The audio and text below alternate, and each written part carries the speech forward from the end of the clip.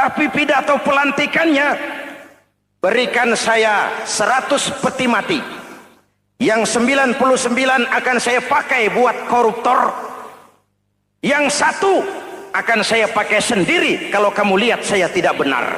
Luar biasa. Yang diperlukan sekarang ini keteladanan, hulama'uhum, sikap ngayomi, mencari jalan keluar, bukan memamerkan kekuasaan, memamerkan kekuatan, arogansi, menghormati perbedaan. Itu ciri demokrasi. Hadirin hadirat ma'asyiral muslimin yang saya cintai, ada sebuah cerita pendek. Seorang pengendara sepeda motor ditangkap oleh Pak polisi, lalu diperiksa. Ini motor siapa? Pinjam Pak. Helm? Pinjam. SIM? Pinjam. Kata Pak polisi, tidak boleh begini. Marah yang naik sepeda motor. Pak polisi bagaimana? Kok tidak boleh? Yang punya saja bilang boleh.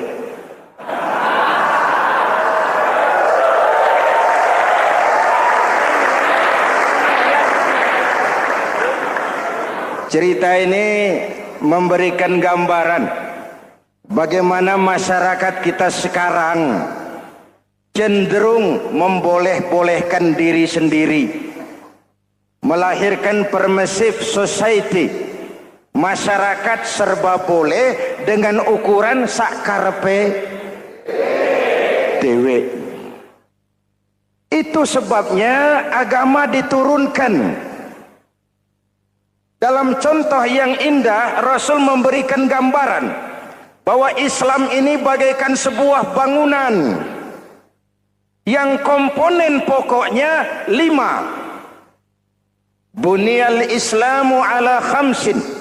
Islam dibangun di atas 5 komponen pokok. Jadi kalau Islam ini ibarat bangunan, unsur penunjang pokoknya itu 5. Mari kita analogkan Islam dengan bangunan.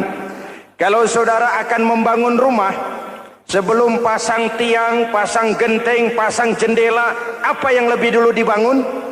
Fondasi. Kalau Islam ibarat bangunan, fondasinya adalah syahadatu an la ilaha illallah wa anna muhammadar rasulullah. Ini fondasi. Jikalau kuat fondasi, aman bangunan. Jikalau rapuh fondasi, lentur dan luntur bangunan. Maka kuat atau tidak kuatnya bangunan Islam kita bergantung kepada keyakinan dasar tadi, fondasi. Saya bersaksi tidak ada Tuhan selain Allah, artinya saya tidak akan menyembah kecuali hanya kepada Allah. Orang yang benar fondasinya beres sujudnya. Kalau saya yakin tidak ada Tuhan selain Allah, saya tidak akan minta rezeki kecuali hanya kepada Allah. Orang yang benar fondasinya, giat bekerjanya, jauh dari tipu menipu, jauh dari renten, jauh dari riba, jauh dari korupsi, jauh dari judi. Keyakinan memberikan warna terhadap bentuk kepribadian. Kalau saya yakin tidak ada Tuhan selain Allah, saya tidak akan pernah takut kecuali hanya kepada Allah.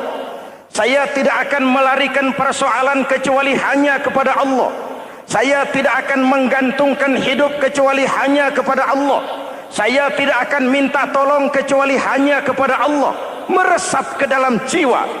Untuk keyakinan seperti ini, orang-orang tua kita dahulu berlinang air mata, bersimbah darah, bahkan berkorban nyawa, melaksanakan hijrah untuk mempertahankan keyakinan. Ini intan paling mahal dan ini mutiara paling berharga. Zaman boleh berubah, tapi pondasi tidak boleh goyah.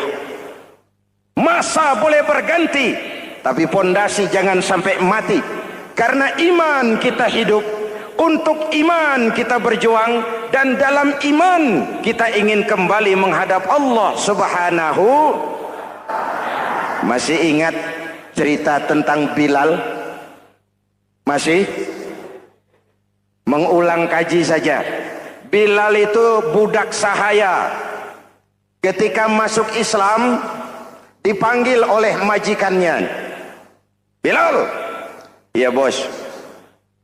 Saya dengar kamu masuk Islam ya? Iya bos. Kok berani-beraninya kamu masuk Islam? Memangnya kamu budak siapa Bilal? Ya budak bos. Bos. Kamu kerja sama siapa? Sama bos. Bos. Yang gaji kamu siapa? Ya bos. Nah, kamu kan ngerti Bilal. Kamu budak saya, kamu kerja dengan saya, yang gaji kamu saya, yang beri makan saya. Kenapa? Kok beraninya masuk Islam padahal kamu belum saya kasih izin? Bos, bos boleh beli badan saya, tapi jangan mimpi bisa membeli jiwa saya. Tuhan boleh kuasai badan saya, tapi jangan mimpi bisa menguasai keyakinan saya. Saya memang benar Tuhan yang gaji, tapi kan saya digaji, saya kerja. Kerja itu kewajiban saya, gaji itu hak saya. Soal keyakinan, jangan ikut campur bos. Kurang ajar kamu Bilal. Biarin. Bilal, begini saja. Kalau kau mau meninggalkan keyakinanmu, meninggalkan Allah Tuhanmu, kau akan kami merdekakan. Tapi kalau kau tetap dalam keyakinanmu, kamu akan saya siksa sampai mati. Bagaimana? Jangan mimpi bos. Lebih baik mati berkalang tanah daripada hidup bercermin bangkai. Biar saya gugur membela keyakinan daripada hidup jadi penjilat menjual akidah. Itu prinsip.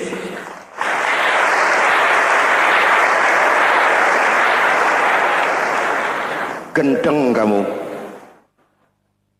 Ayo siksa. Tangannya diikat, dihimpit dengan batu berat, dijemur dengan terik matahari padang pasir, terkelupas kulitnya, mengalir darah dari sekujur badannya, pecah bibirnya. Ayo Bilal, tetap bertuhan Allah dan kau akan mati di sini, atau kembali ke agama lama, kau jadi merdeka. Dari bibir yang pecah itu cuma keluar Allahu Ahad. Bilal budak badannya, merdeka jiwanya, maka namanya ditulis dengan tinta emas dalam sejarah. Kita zaman sekarang merdeka badan kita, tapi sering budak mental dan jiwa kita, maka sejarah tidak pernah mau mencatat kita.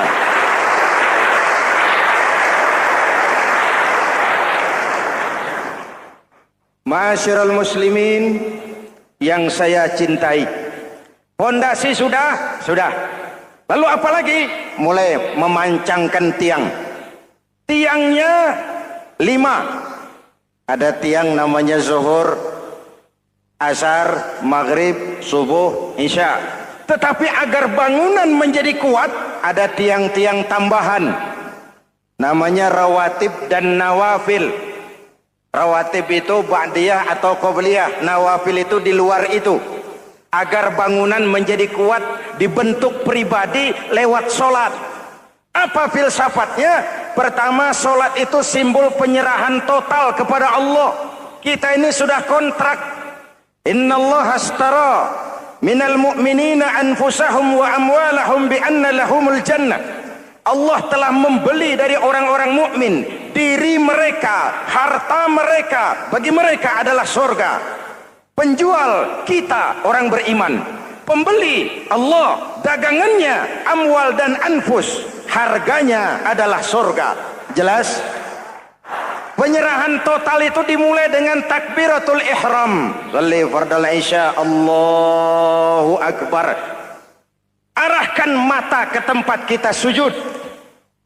Jangan lupa kalau sudah di atas, lupa dengan yang di bawah. Sudah jadi genteng, petatang peteteng di atas. Lalu bilang, merasa capek sendiri, kata genteng, kepada tiang, tiang kamu si enak, kata genteng, saya setengah mati di atas, kehujanan, kepanasan, kadang-kadang anak-anak nakal saya disambitin. Kata tiang, saudara genteng, ngomong jangan sembarangan ya. Kamu kira kamu bisa nongkrong dan nangkring di atas, itu gara-gara siapa genteng? Kan saya yang sokong dari bawah. Kamu jadi pejabat tinggi, jadi anggota ini, anggota itu. Kami rakyat yang angkat. Jangan sudah di atas kami ditekan. Jangan agama dijadikan topeng untuk kepentingan pribadi. Berpolitik untuk kepentingan agama, ayo. Tapi menjual agama untuk kepentingan politik, itu yang merusak agama.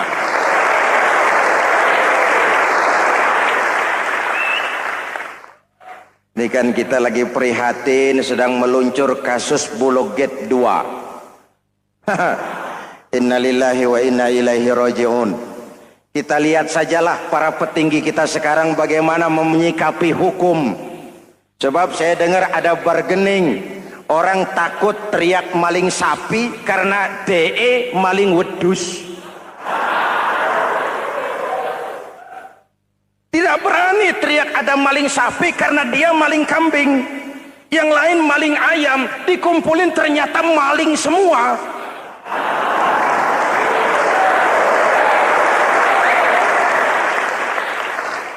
Hadirin yang saya hormati, ini melukai rasa keadilan. Oleh karena itu sholat mengajarkan kepada kita, dalam posisi berdiri, lihat tempat sujudmu. Jangan menteleng terus ke atas, lalu lupa dari mana kita berangkat. Itulah maknanya tawadhu, rendah hati, tidak melonjak angkuh dan sombong. Ada sebuah hadis Rasulullah bersabda, "Idza aradallahu biqaumin khairan." Apabila Allah menginginkan kebaikan kepada satu bangsa, apabila Allah menginginkan kebaikan kepada satu kelompok rakyat, walla alaihim khulama'uhum, maka yang naik jadi pemimpin adalah orang-orang yang santun, orang-orang yang lemah lembut, bukan orang yang menggunakan kekerasan dan tiran. Sedikit-sedikit main pecat, itu terlambat lahir. Mestinya lahir di zaman Hitler, mestinya lahir di zaman Benito Mussolini, atau kalau mau lebih klasik lagi di zaman Fir'aun. Kalau Allah menginginkan kebaikan kepada satu masyarakat, satu bangsa, satu negara, naiklah orang-orang yang santun, yang ngayomi, yang menjadi solusi dan jalan keluar untuk kepentingan rakyatnya, mampu memberikan keteladanan. Saya tertarik dengan pidato Presiden Cina pada saat dilantik. Cina, Presiden Cina pasti tidak tahu Pancasila, pasti tidak kenal Islam, tapi pidato pelantikannya, berikan saya 100 peti mati, yang 99 akan saya pakai buat koruptor, yang satu akan saya pakai sendiri kalau kamu lihat saya tidak benar. Luar biasa. Yang diperlukan sekarang ini keteladanan, khulama'uhum, sikap ngayomi, mencari jalan keluar, bukan memamerkan kekuasaan, memamerkan kekuatan, arogansi, menghormati perbedaan. Itu ciri demokrasi.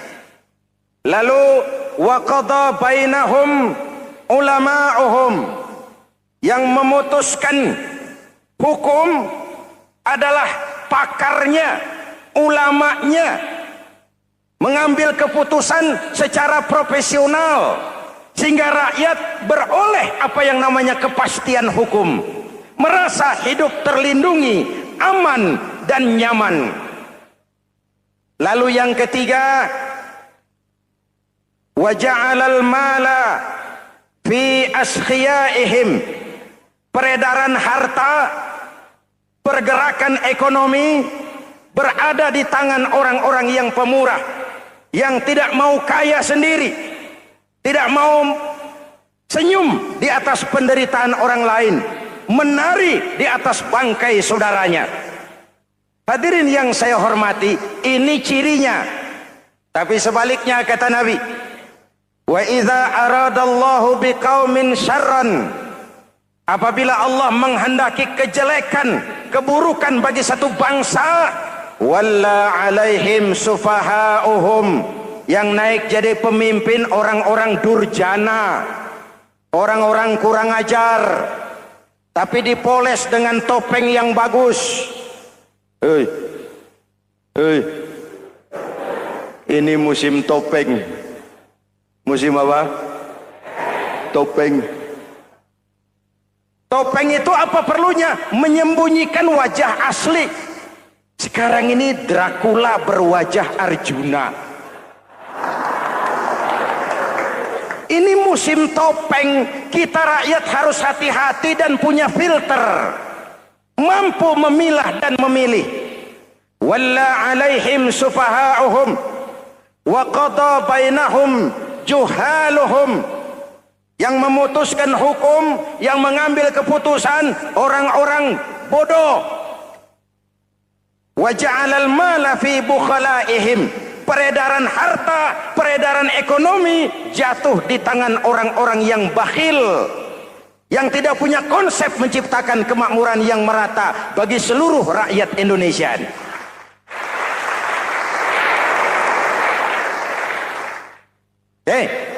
Kita kembali kepada tiang. Ini kan lagi cerita tiang tadi ya. Kalau sedang berdiri, lihat tempat sujud, jangan menteleng terus ke atas. Terserang penyakit tamak bin rakus alias serakah. Nah, selesai. Anggota badan yang paling terhormat ini kepala. Ketika sujud, sama rendahnya dengan telapak kaki. Allahu Akbar, yang besar cuma Allah. Apa bedanya saya dengan saudara? Tidak ada, kecuali saya ngomong saudara dengerin.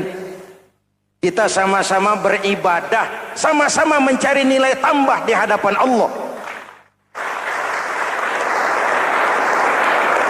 Apa saya lebih penting dari saudara? Belum tentu. Apa saya lebih hebat dari saudara? Belum tentu. Perasaan lebih penting, lebih hebat, lebih jago setan. Jelas? Ayo tundukkan kepala, dia sama rendahnya dengan telapak kaki kita. Yang besar cuma Allah. Allahu Akbar. Lalu diakhiri dengan menebarkan salam. Assalamualaikum warahmatullah. Assalamualaikum warahmatullah. Menebarkan salam, mewujudkan rasa aman, damai, bukan menimbulkan keresahan. Hadirin yang saya hormati, ini karakteristik kita. Selesai sholat, kembali ke masyarakat, ajaran salam diterjemahkan. Apa? Rasulullah sallallahu alaihi wasallam bersabda, "Ufsus salam, wasilul arham, wa at'imut ta'am, wa sallu bil laili wan nasu niyam, tadkhulul jannata bisalam." Pertama, ufsus salam, tebarkan salam. Tebarkan salam itu bukan cuma kalau ketemu orang assalamualaikum, assalamualaikum. Iya, itu zahirnya. Tetapi hidup di tengah masyarakat memberikan rasa aman, rasa damai, menjadi pengayom bagi lingkungan, menjadi rahmah bagi semesta. Dalam Islam jangankan manusia, binatang saja dilindungi kok. Betul? Betul? Coba kalau belajar istinja itu kan makruh buang air kecil di tanah yang berlubang. Kenapa? Pertama, melindungi binatang yang ada dalam lubang. Siapa tahu di lubang yang saudara kencingi ada semut sedang rapat. Membahas Bologet jilid 2. Apa dosanya lalu mati dikencingi? Ini namanya rahmatan lis semut. Binatang saja dilindungi. Ada hadis, kalau kamu menyembelih hewan, sembelilah dengan cara yang terbaik. Jangan menyembelih ayam dengan pisau tumpul. Ini ajaran apa? Ajaran tentang peri kebinatangan. rahmatan, memberikan rahmah, salam, keselamatan dan kedamaian kepada masyarakat lingkungan. Itu misi seorang muslim.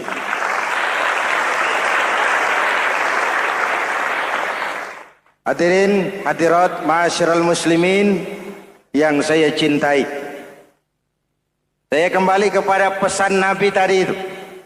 Pertama, ufsus salam, sebarkan salam. Sekarang ini kan yang banyak sebarkan isu, sebarkan fitnah, hancurkan nama baik orang, hantam orang di mana-mana. Padahal yang diajarkan ufsus salam, sebarkan perdamaian, bukan permusuhan. Cari kebenaran, bukan kemenangan. Lalu yang kedua, wasilul arham, sambungkan silaturahmi, tegakkan semangat kekeluargaan dan persaudaraan. Karena kita sudah diikat dengan tali akidah. Mari kita saling bertanya setelah lewat hari-hari yang dimana kita seperti saling berhadapan, seperti tercabut dari akar budaya kita sebagai bangsa. Semangat gotong royong, semangat kekeluargaan makin lentur dan luntur, dan perlu kita angkat kembali ke permukaan. Silul arham, sambungkan semangat silaturahmi. Wa at'imut ta'am, berikan makan orang-orang yang kelaparan, mempunyai kepekaan dan kepedulian. Jangan menari di atas penderitaan orang, jangan tersenyum di atas isak tangis tetangga. At'imut ta'am, mempunyai kepedulian yang tinggi. Wa sallu bil laili wan nasu niyam, bangunlah di keheningan malam ketika orang sedang tidur. Istilah saya, kalau mau telepon Allah, jangan lupa nomor teleponnya itu 44342. Jumlahnya 17. Zuhur, asar, maghrib, isya, subuh 44342. Jangan ragu-ragu, kalau angka cukup telepon sambung. Kalau angka kurang, hati-hati salah sambung. Pak, mau sambung yang lebih cepat bagaimana? Bisa, selain nomor itu, coba pakai sambungan langsung jarak jauh. Namanya SLJJ. Kapan? Tengah malam. Kenapa tengah malam? Lebih murah. Lebih murah. Saluran kosong, telepon jarang yang pakai, orang banyak tidur. Wa minal laili fatahajjad bihi nafilatan lak asa ayyab'atsaka rabbuka maqaman mahmuda. Nun, di keheningan malam bangun. Seperti bapak-bapak, ibu-ibu sering bangun tengah malam ya Bu? Ya. Ngapain? Kalau bangun tengah malamnya sih saya percaya, cuma urusannya apa? Kira bangun tengah malam mau tahajud, malaikat sudah mau nulis, cuma buang air kecil, tidur lagi. Hampir salah tulis saya.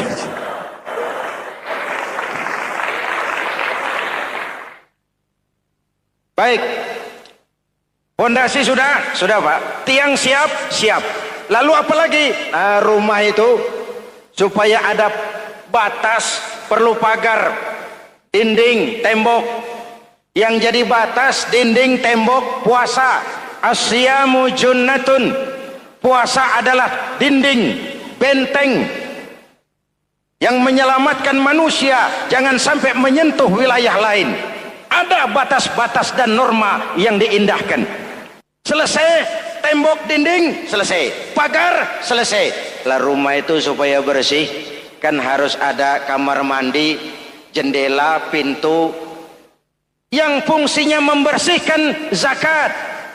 Kalau dia zakatul mal, dia bersihkan harta kita. Kalau dia zakatul fitrah, dia bersihkan jiwa kita. Kalau dia zakatul tijarah, dia bersihkan bisnis kita. Kalau dia zakatul ma'adin, dia bersihkan barang tambang kita.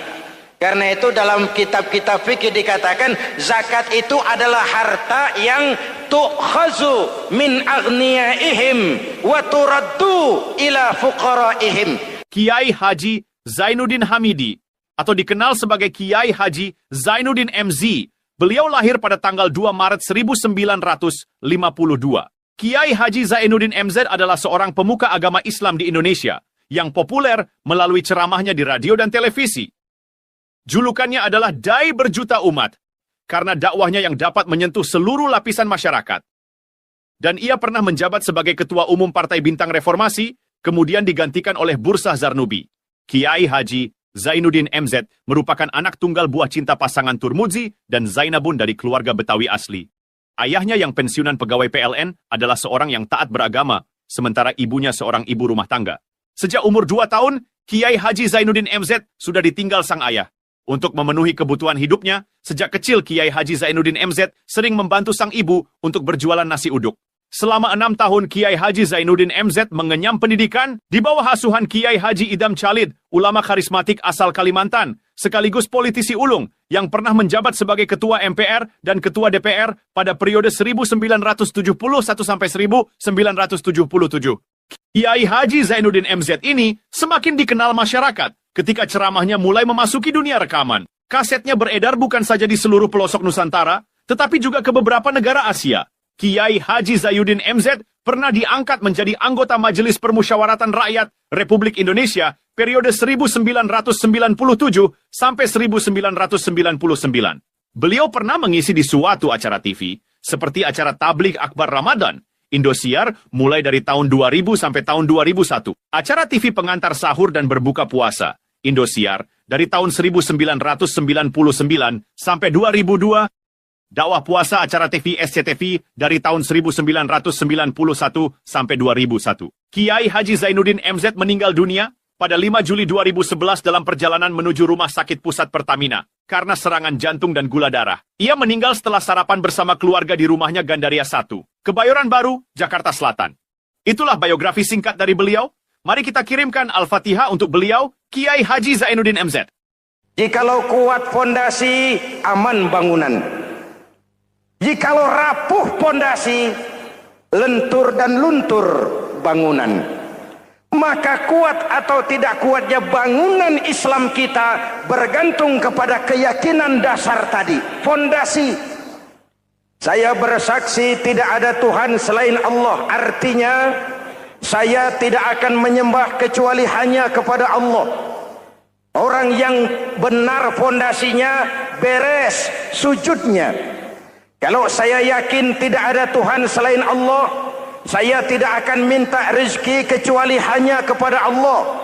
Orang yang benar fondasinya, giat bekerjanya. Jauh dari tipu menipu, jauh dari renten, jauh dari riba, jauh dari korupsi, jauh dari judi. Keyakinan memberikan warna terhadap bentuk kepribadian. Kalau saya yakin tidak ada Tuhan selain Allah, saya tidak akan pernah takut kecuali hanya kepada Allah. Saya tidak akan melarikan persoalan kecuali hanya kepada Allah. Saya tidak akan menggantungkan hidup kecuali hanya kepada Allah. Saya tidak akan minta tolong kecuali hanya kepada Allah. Meresap ke dalam jiwa. Untuk keyakinan seperti ini, orang-orang tua kita dahulu berlinang air mata, bersimbah darah, bahkan berkorban nyawa, melaksanakan hijrah untuk mempertahankan keyakinan. Ini intan paling mahal dan ini mutiara paling berharga. Zaman boleh berubah, tapi pondasi tidak boleh goyah. Masa boleh berganti, tapi pondasi jangan sampai mati. Karena iman kita hidup, untuk iman kita berjuang, dan dalam iman kita ingin kembali menghadap Allah Subhanahu. Masih ingat cerita tentang Bilal? Masih? Mengulang kaji saja. Bilal itu budak sahaya. Ketika masuk Islam, dipanggil oleh majikannya. Bilal, iya bos. Saya dengar kamu masuk Islam ya? Iya bos. Kok berani-beraninya kamu masuk Islam? Memangnya kamu budak siapa Bilal? Iya budak bos. Bos. Kamu kerja sama siapa? Sama bos. Bos. Yang gaji kamu siapa? Ya bos. Nah, kamu kan ngerti Bilal. Kamu budak saya, kamu kerja dengan saya, yang gaji kamu saya, yang beri makan saya. Kenapa? Kok beraninya masuk Islam padahal kamu belum saya kasih izin?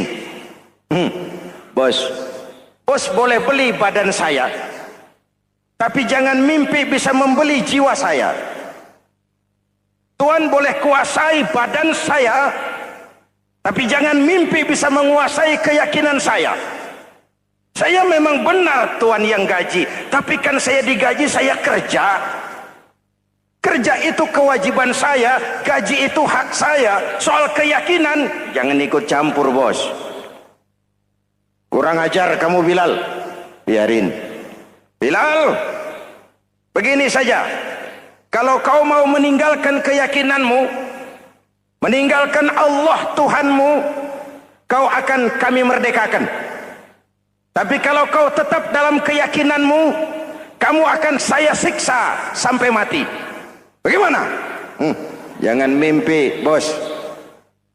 Lebih baik mati berkalang tanah daripada hidup bercermin bangkai.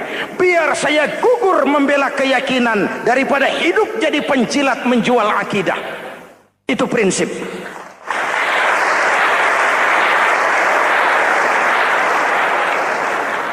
Gendeng kamu. Ayo, siksa.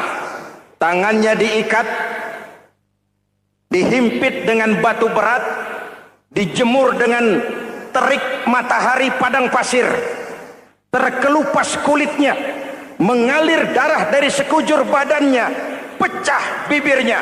Ayo Bilal, tetap bertuhan Allah dan kau akan mati di sini, atau kembali ke agama lama, kau jadi merdeka. Dari bibir yang pecah itu cuma keluar Allahu Ahad. Bilal, budak badannya, merdeka jiwanya. Maka namanya ditulis dengan tinta emas dalam sejarah. Kita zaman sekarang, merdeka badan kita, tapi sering budak mental dan jiwa kita. Maka sejarah tidak pernah mau mencatat kita.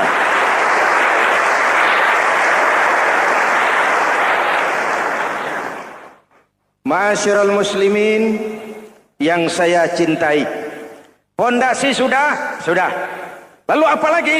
Mulai memancangkan tiang. Tiangnya 5. Ada tiang namanya zuhur, asar, maghrib, subuh, isya. Tetapi agar bangunan menjadi kuat, ada tiang-tiang tambahan. Namanya rawatib dan nawafil. Rawatib itu ba'diyah atau qobliyah, nawafil itu di luar itu. Agar bangunan menjadi kuat, dibentuk pribadi lewat solat. Apa filsafatnya? Pertama, solat itu simbol penyerahan total kepada Allah. Kita ini sudah kontrak. Innallaha astara minal mu'minina anfusahum wa amwalahum bi anna lahumul jannah. Allah telah membeli dari orang-orang mukmin diri mereka, harta mereka, bagi mereka adalah surga. Penjual kita orang beriman, pembeli Allah, dagangannya amwal dan anfus, harganya adalah surga. Jelas? Penyerahan total itu dimulai dengan takbiratul ihram. Shalli fardal isya, Allahu akbar. Arahkan mata ke tempat kita sujud. Jangan lupa kalau sudah di atas, lupa dengan yang di bawah. Sudah jadi genteng, petatang peteteng di atas. Lalu bilang, merasa capek sendiri, kata genteng kepada tiang. Tiang, kamu sih enak, kata genteng. Saya setengah mati di atas. Kehujanan, kepanasan, kadang-kadang anak-anak nakal saya disambitin. Kata tiang, saudara genteng, ngomong jangan sembarangan ya.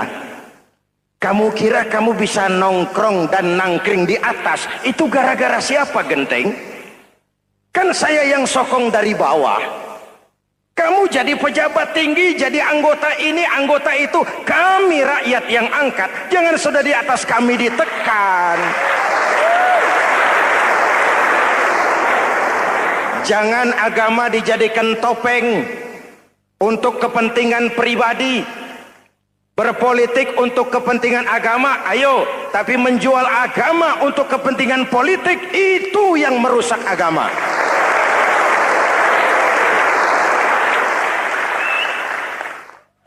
Ini kan kita lagi prihatin sedang meluncur kasus Bulog Gate 2. Innalillahi wa inna ilaihi raji'un. Kita lihat sajalah para petinggi kita sekarang bagaimana menyikapi hukum. Sebab saya dengar ada bargaining, orang takut teriak maling sapi karena DE maling wedus. Tidak berani teriak ada maling sapi karena dia maling kambing. Yang lain maling ayam, dikumpulin ternyata maling semua.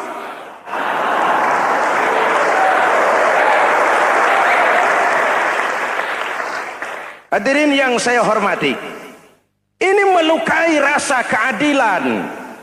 Oleh karena itu sholat mengajarkan kepada kita, dalam posisi berdiri, lihat tempat sujudmu. Jangan menteleng terus ke atas, lalu lupa dari mana kita berangkat. Itulah maknanya tawadhu, rendah hati, tidak melonjak angku dan sombong. Ada sebuah hadis Rasulullah bersabda, "Idza aradallahu biqaumin khairan." Apabila Allah menginginkan kebaikan kepada satu bangsa, apabila Allah menginginkan kebaikan kepada satu kelompok rakyat, walla alaihim khulama'uhum, maka yang naik jadi pemimpin adalah orang-orang yang santun, orang-orang yang lemah lembut, bukan orang yang menggunakan kekerasan dan tiran, sedikit-sedikit main pecat. Itu terlambat lahir. Mestinya lahir di zaman Hitler, mestinya lahir di zaman Benito Mussolini, atau kalau mau lebih klasik lagi di zaman Fir'aun. Kalau Allah menginginkan kebaikan kepada satu masyarakat, satu bangsa, satu negara, naiklah orang-orang yang santun, yang ngayomi, yang menjadi solusi dan jalan keluar untuk kepentingan rakyatnya, mampu memberikan keteladanan. Saya tertarik dengan pidato Presiden Cina pada saat dilantik. Cina, Presiden Cina pasti tidak tahu Pancasila, pasti tidak kenal Islam, tapi pidato pelantikannya, berikan saya 100 peti mati, yang 99 akan saya pakai buat koruptor, yang satu akan saya pakai sendiri kalau kamu lihat saya tidak benar. Luar biasa. Yang diperlukan sekarang ini keteladanan, khulama'uhum, sikap ngayomi, mencari jalan keluar, bukan memamerkan kekuasaan, memamerkan kekuatan, arogansi, menghormati perbedaan. Itu ciri demokrasi. Lalu wa qada bainahum ulama'uhum, yang memutuskan hukum adalah pakarnya, ulamanya, mengambil keputusan secara profesional sehingga rakyat beroleh apa yang namanya kepastian hukum, merasa hidup terlindungi, aman dan nyaman. Lalu yang ketiga, wa ja'alal mala fi askhiyaihim, peredaran harta, pergerakan ekonomi berada di tangan orang-orang yang pemurah, yang tidak mau kaya sendiri, tidak mau senyum di atas penderitaan orang lain, menari di atas bangkai saudaranya. Hadirin yang saya hormati, ini cirinya. Tapi sebaliknya kata Nabi, wa idza aradallahu biqaumin syarran, apabila Allah menghendaki kejelekan, keburukan bagi satu bangsa, walla alaihim sufahauhum, yang naik jadi pemimpin orang-orang durjana, orang-orang kurang ajar, tapi dipoles dengan topeng yang bagus. Hei, hei, ini musim topeng. Musim apa? Topeng. Topeng itu apa perlunya? Menyembunyikan wajah asli. Sekarang ini Dracula berwajah Arjuna. Ini musim topeng. Kita rakyat harus hati-hati dan punya filter, mampu memilah dan memilih. Walla alaihim sufaha'uhum wa qada bainahum juhaluhum. Yang memutuskan hukum, yang mengambil keputusan orang-orang bodoh. Wa ja'alal mala fi bukhalaihim. Peredaran harta, peredaran ekonomi jatuh di tangan orang-orang yang bakhil, yang tidak punya konsep menciptakan kemakmuran yang merata bagi seluruh rakyat Indonesia.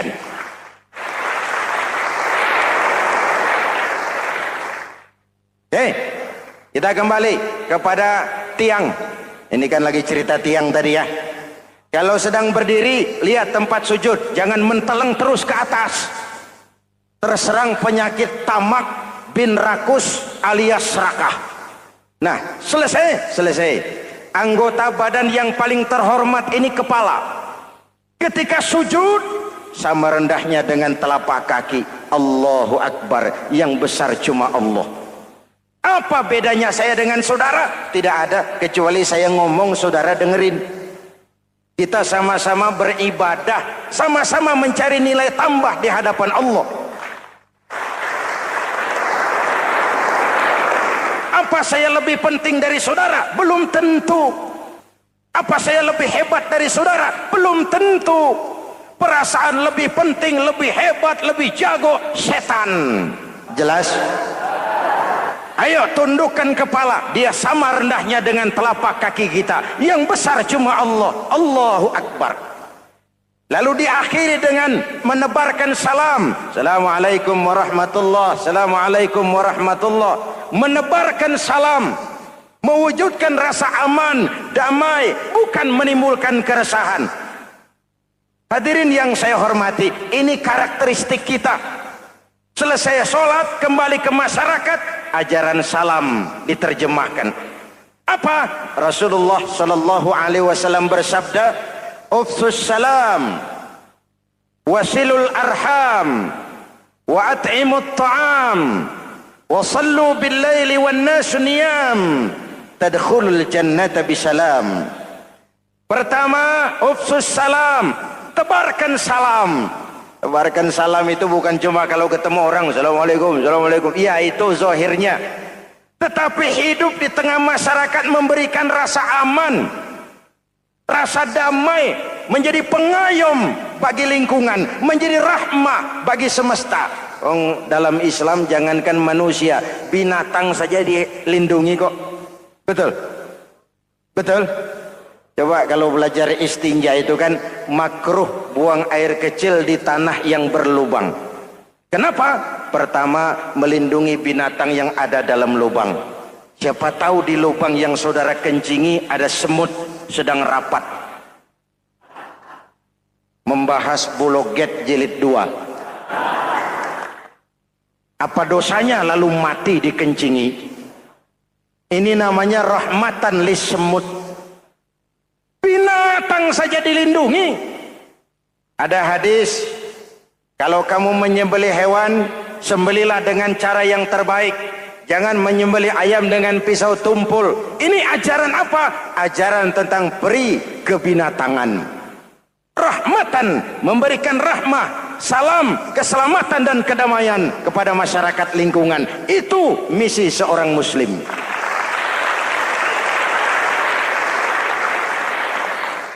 Hadirin, hadirat, ma'asyiral muslimin yang saya cintai. Saya kembali kepada pesan Nabi tadi itu. Pertama, ufsus salam, sebarkan salam. Sekarang ini kan yang banyak sebarkan isu, sebarkan fitnah, hancurkan nama baik orang, hantam orang di mana-mana. Padahal yang diajarkan ufsus salam, sebarkan perdamaian, bukan permusuhan. Cari kebenaran, bukan kemenangan. Lalu yang kedua, wasilul arham, sambungkan silaturahmi, tegakkan semangat kekeluargaan dan persaudaraan. Karena kita sudah diikat dengan tali akidah. Mari kita saling bertanya setelah lewat hari-hari yang dimana kita seperti saling berhadapan, seperti tercabut dari akar budaya kita sebagai bangsa. Semangat gotong royong, semangat kekeluargaan makin lentur dan luntur, dan perlu kita angkat kembali ke permukaan. Silul arham, sambungkan semangat silaturahmi. Wa at'imut ta'am, berikan makan orang-orang yang kelaparan, mempunyai kepekaan dan kepedulian. Jangan menari di atas penderitaan orang, jangan tersenyum di atas isak tangis tetangga. At'imut ta'am, mempunyai kepedulian yang tinggi. Wasallu bil laili wan nasu niyam, bangunlah di keheningan malam ketika orang sedang tidur. Istilah saya, kalau mau telepon Allah, jangan lupa nomor teleponnya, 44342. Jumlahnya 17. Zuhur, asar, maghrib, isya, subuh, 44342. Jangan ragu-ragu, kalau angka cukup telepon sambung. Kalau angka kurang, hati-hati salah sambung. Pak, mau sambung yang lebih cepat bagaimana? Bisa, selain nomor itu, coba pakai sambungan langsung jarak jauh. Namanya SLJJ. Kapan? Tengah malam. Kenapa tengah malam? Lebih murah. Lebih murah. Saluran kosong, telepon jarang yang pakai, orang banyak tidur. Wa minal laili fatahajjad bihi nafilatan lak asa ayyab'atsaka rabbuka maqaman mahmuda. Nun di keheningan malam, bangun. Seperti bapak-bapak, ibu-ibu sering bangun tengah malam ya Bu? Ya. Ngapain? Kalau bangun tengah malamnya sih saya percaya, cuma urusannya apa? Kira bangun tengah malam mau tahajud, malaikat sudah mau nulis, cuma buang air kecil, tidur lagi. Hampir salah tulis saya.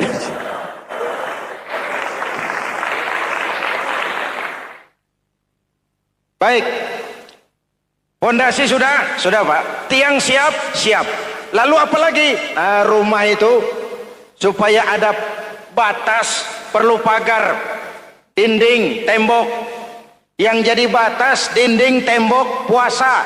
Asyamu junnatun, puasa adalah dinding, benteng yang menyelamatkan manusia jangan sampai menyentuh wilayah lain. Ada batas-batas dan norma yang diindahkan. Selesai, tembok, dinding, selesai. Pagar, selesai. Lah rumah itu supaya bersih, kan harus ada kamar mandi, jendela, pintu, yang fungsinya membersihkan zakat. Kalau dia zakatul mal, dia bersihkan harta kita. Kalau dia zakatul fitrah, dia bersihkan jiwa kita. Kalau dia zakatul tijarah, dia bersihkan bisnis kita. Kalau dia zakatul ma'adin, dia bersihkan barang tambang kita. Karena itu dalam kitab-kitab fikih dikatakan zakat itu adalah harta yang tu'khazu min aghniyaihim wa turaddu ila fuqaraihim. Jikalau kuat fondasi, aman bangunan. Jikalau rapuh fondasi, lentur dan luntur bangunan. Maka kuat atau tidak kuatnya bangunan Islam kita bergantung kepada keyakinan dasar tadi, fondasi. Saya bersaksi tidak ada Tuhan selain Allah, artinya saya tidak akan menyembah kecuali hanya kepada Allah. Orang yang benar fondasinya beres sujudnya. Kalau saya yakin tidak ada Tuhan selain Allah, Saya tidak akan minta rezeki kecuali hanya kepada Allah. Orang yang benar fondasinya, giat bekerjanya, jauh dari tipu menipu, jauh dari renten, jauh dari riba, jauh dari korupsi, jauh dari judi. Keyakinan memberikan warna terhadap bentuk kepribadian. Kalau saya yakin tidak ada Tuhan selain Allah, saya tidak akan pernah takut kecuali hanya kepada Allah. Saya tidak akan melarikan persoalan kecuali hanya kepada Allah. Saya tidak akan menggantungkan hidup kecuali hanya kepada Allah. Saya tidak akan minta tolong kecuali hanya kepada Allah. Meresap ke dalam jiwa. Untuk keyakinan seperti ini, orang-orang tua kita dahulu berlinang air mata, bersimbah darah, bahkan berkorban nyawa, melaksanakan hijrah untuk mempertahankan keyakinan. Ini intan paling mahal dan ini mutiara paling berharga. Zaman boleh berubah, tapi pondasi tidak boleh goyah. Masa boleh berganti, tapi pondasi jangan sampai mati. Karena iman kita hidup, untuk iman kita berjuang, dan dalam iman kita ingin kembali menghadap Allah Subhanahu. Masih ingat cerita tentang Bilal? Masih? Mengulang kaji saja. Bilal itu budak sahaya. Ketika masuk Islam, dipanggil oleh majikannya. Bilal, iya bos. Saya dengar kamu masuk Islam ya? Iya bos. Kok berani-beraninya kamu masuk Islam? Memangnya kamu budak siapa Bilal? Iya budak bos. Bos. Kamu kerja sama siapa? Sama bos. Bos. Yang gaji kamu siapa? Ya bos. Nah, kamu kan ngerti Bilal, kamu budak saya, kamu kerja dengan saya, yang gaji kamu saya, yang beri makan saya. Kenapa? Kok beraninya masuk Islam padahal kamu belum saya kasih izin? Bos, bos boleh beli badan saya, tapi jangan mimpi bisa membeli jiwa saya. Tuhan boleh kuasai badan saya, tapi jangan mimpi bisa menguasai keyakinan saya. Saya memang benar Tuhan yang gaji, tapi kan saya digaji, saya kerja. Kerja itu kewajiban saya, gaji itu hak saya. Soal keyakinan, jangan ikut campur bos. Kurang ajar kamu Bilal. Biarin. Bilal, begini saja. Kalau kau mau meninggalkan keyakinanmu, meninggalkan Allah Tuhanmu, kau akan kami merdekakan. Tapi kalau kau tetap dalam keyakinanmu, kamu akan saya siksa sampai mati. Bagaimana? Jangan mimpi bos. Lebih baik mati berkalang tanah daripada hidup bercermin bangkai. Biar saya gugur membela keyakinan daripada hidup jadi penjilat menjual akidah. Itu prinsip.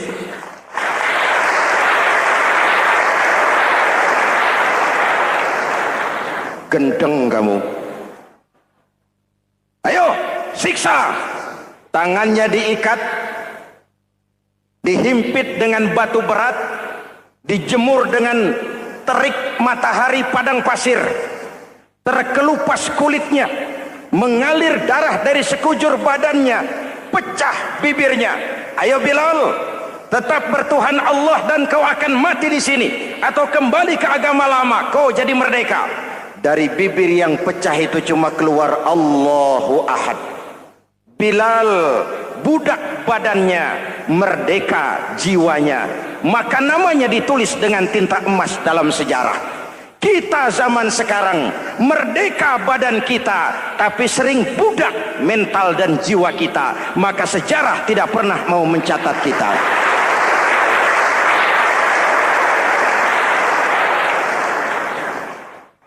Masyarul muslimin yang saya cintai, fondasi sudah. Lalu apa lagi? Mulai memancangkan tiang.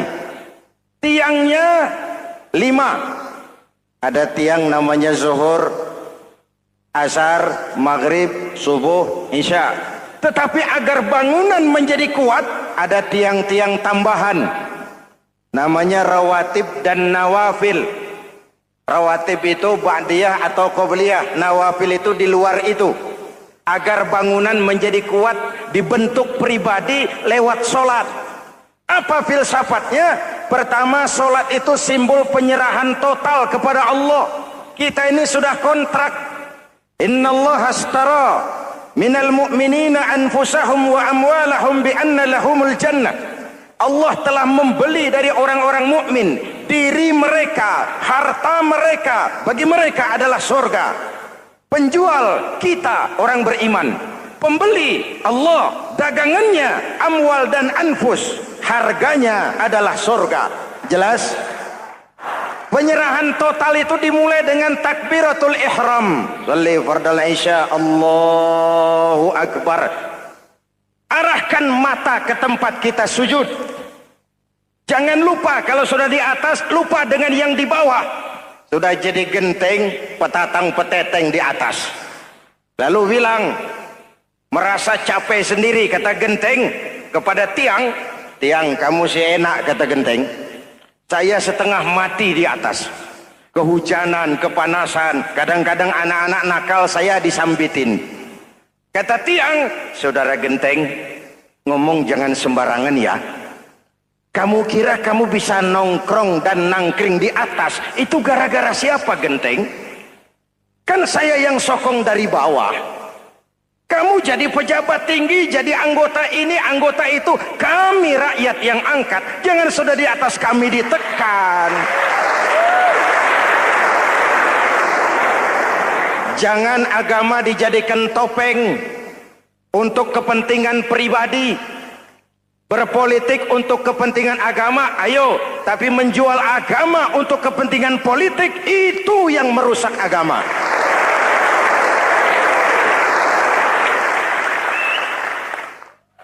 Ini kan kita lagi prihatin, sedang meluncur kasus Bulog Gate 2. Innalillahi wa inna ilaihi raji'un. Kita lihat sajalah para petinggi kita sekarang bagaimana menyikapi hukum. Sebab saya dengar ada bargaining, orang takut teriak maling sapi karena DE maling wedus. Tidak berani teriak ada maling sapi karena dia maling kambing. Yang lain maling ayam, dikumpulin ternyata maling semua.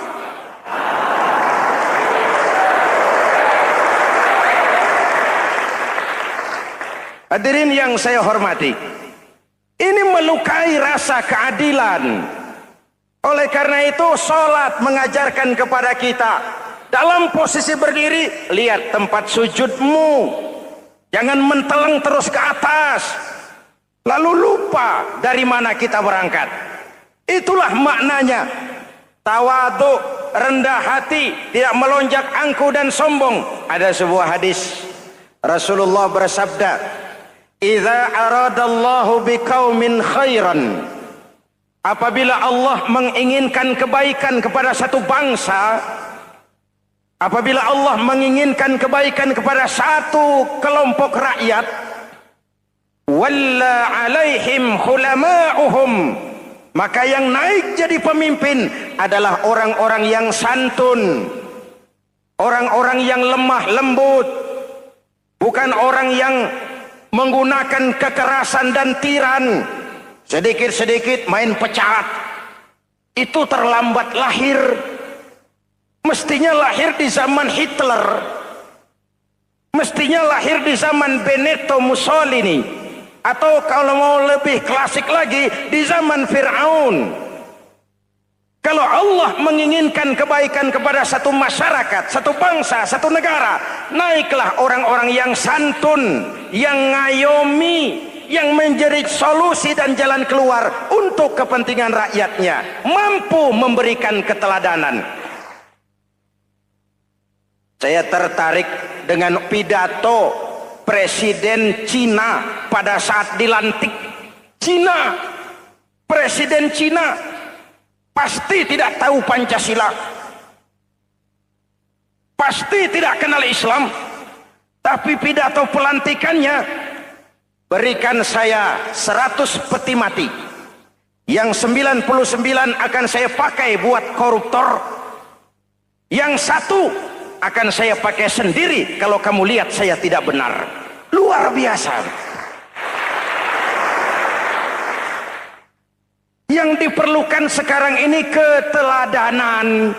Hulama'uhum, sikap ngayomi, mencari jalan keluar, bukan memamerkan kekuasaan, memamerkan kekuatan, arogansi, menghormati perbedaan. Itu ciri demokrasi. Lalu wa qada bainahum ulama'uhum, yang memutuskan hukum adalah pakarnya, ulamanya, mengambil keputusan secara profesional sehingga rakyat beroleh apa yang namanya kepastian hukum, merasa hidup terlindungi, aman dan nyaman. Lalu yang ketiga, wa ja'alal mala fi askhiyaihim, peredaran harta, pergerakan ekonomi berada di tangan orang-orang yang pemurah, yang tidak mau kaya sendiri, tidak mau senyum di atas penderitaan orang lain, menari di atas bangkai saudaranya. Hadirin yang saya hormati, ini cirinya. Tapi sebaliknya kata Nabi, wa idza aradallahu biqaumin syarran, apabila Allah menghendaki kejelekan, keburukan bagi satu bangsa, walla alaihim sufaha'uhum, yang naik jadi pemimpin orang-orang durjana, orang-orang kurang ajar, tapi dipoles dengan topeng yang bagus. Hei, hei, ini musim topeng. Musim apa? Topeng. Topeng itu apa perlunya? Menyembunyikan wajah asli. Sekarang ini Dracula berwajah Arjuna. Ini musim topeng. Kita rakyat harus hati-hati dan punya filter, mampu memilah dan memilih. Walla alaihim sufaha